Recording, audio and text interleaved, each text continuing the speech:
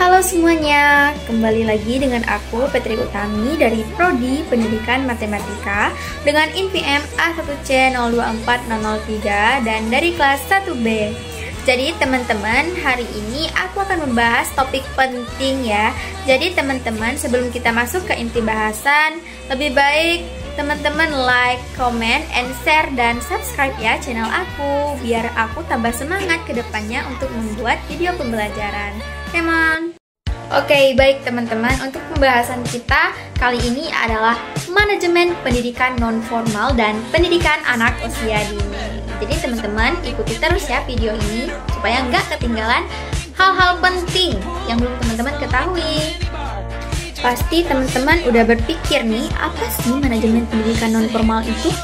Nah, jadi pendidikan non-formal itu adalah jenis pendidikan yang terstruktur namun tidak bersifat formal, berbeda dengan pendidikan yang diberikan di sekolah-sekolah formal seperti SD, SMP, atau SMA. Pendidikan non-formal mencakup berbagai program pelatihan dan pengembangan yang dapat dilakukan masyarakat, misalnya melalui kursus keterampilan, pendidikan kesetaraan, paket A, B, C, pelatihan, hingga program pengembangan komunitas. Nah teman-teman, selanjutnya ada karakteristik pendidikan non-formal, yaitu yang pertama, fleksibilitas dalam kurikulum dan waktu. Yang kedua, berorientasi pada kebutuhan masyarakat atau individu. Yang ketiga, metode pembelajaran yang lebih bervariasi dan interaktif. Dan yang keempat, fokus pada pemberdayaan masyarakat atau pengembangan keterampilan praktis. Nah teman-teman, selanjutnya ada contoh program pendidikan non-formal. Yang pertama ada pelatihan keterampilan teknis seperti kursus komputer, memasak, dan menjahit. Yang kedua, pendidikan kesetaraan, misalnya paket A, B, C untuk pendidikan dasar dan menengah. Dan yang ketiga, program pemberdayaan perempuan, yaitu pendidikan orang tua atau kursus keuangan bagi ibu rumah tangga. Nah, berikutnya ada aspek-aspek manajemen pendidikan non-formal. Yang pertama ada perencanaan, yang kedua pengorganisasian, yang ketiga pengawasan dan evaluasi. Nah, pastinya teman-teman pada belum tahu kan apa itu perencanaan, pengorganisasian, pengawasan, dan evaluasi. Nah, jadi kita akan membahas ketiga aspek-aspek manajemen pendidikan non-formal ini. Yang pertama perencanaan, yaitu menetapkan tujuan dan sasaran program pendidikan non-formal, merancang kurikulum atau materi pelatihan, serta menentukan strategi pelaksanaan.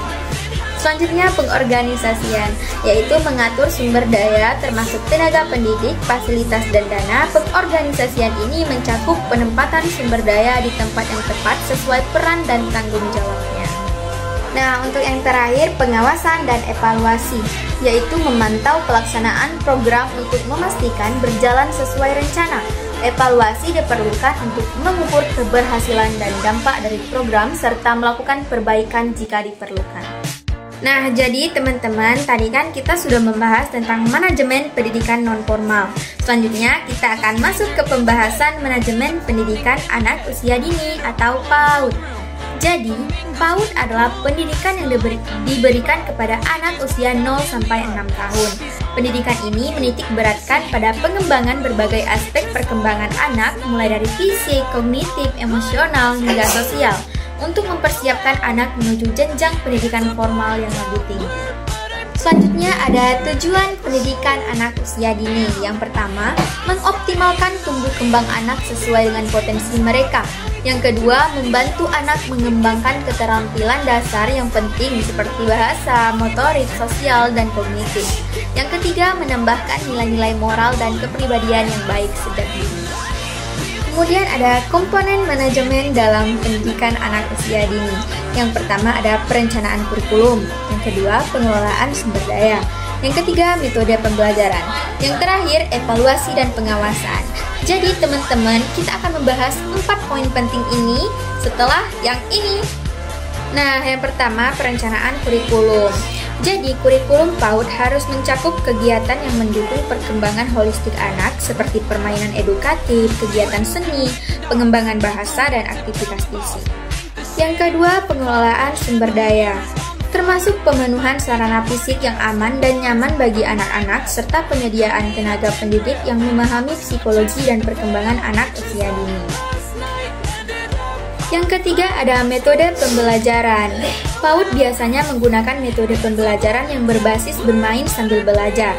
Metode ini penting agar anak merasa senang dan termotivasi untuk belajar. Nah, untuk yang terakhir ada evaluasi dan pengawasan. Meski evaluasi formal terhadap anak usia dini tidak dianjurkan, evaluasi terhadap perkembangan anak tetap perlu dilakukan. Pengawasan dilakukan untuk memastikan lingkungan belajar aman dan mendukung perkembangan anak. Nah, selanjutnya teman-teman udah pada tahu belum sih pentingnya pendidikan anak usia dini? Karena periode usia dini adalah masa yang sangat penting dalam pembentukan karakter dan potensi dasar anak. Dan pendidikan anak usia dini ini adalah pendidikan yang baik pada usia dini akan membantu anak menjadi individu yang lebih siap dalam menghadapi pendidikan di tingkat selanjutnya. Nah teman-teman, kita kan sudah membahas manajemen pendidikan non-formal dan manajemen pendidikan anak usia dini. Nah kita mendapatkan perbedaan nih antara keduanya. Perbedaan pendidikan non-formal dan pendidikan PAUD adalah pendidikan non-formal biasanya ditujukan untuk remaja atau dewasa yang membutuhkan keterampilan tambahan atau pengembangan diri. Sementara PAUD ditujukan khusus untuk anak-anak usia dini usia 0-6 tahun. Nah, kemudian metode pembelajaran pada pendidikan non-formal lebih beragam dan menyesuaikan kebutuhan peserta didik. Sementara pada PAUD lebih fokus pada metode yang mendukung perkembangan holistik anak seperti melalui pendekatan bermain. Nah, jadi kesimpulan dari pembahasan kita kali ini adalah manajemen pendidikan non-formal dan PAUD memiliki peran penting dalam mengembangkan potensi individu di luar pendidikan formal. Pendidikan non-formal berfokus pada pelatihan keterampilan dan pemberdayaan masyarakat secara fleksibel dan praktis. Sedangkan PAUD mendukung perkembangan holistik anak usia dini melalui bermain yang menyenangkan. Keduanya memerlukan pengelolaan yang baik agar efektif dalam mempersiapkan individu sesuai tahap kehidupan masing-masing. Nah teman-teman, jadi itulah pembahasan kita pada hari ini. Apabila ada kesalahan, saya mohon maaf. Semoga pembahasan kita kali ini bisa bermanfaat untuk kita semua. Nah, jadi teman-teman terima kasih ya sudah menonton videoku kali ini. Wassalamualaikum warahmatullahi wabarakatuh.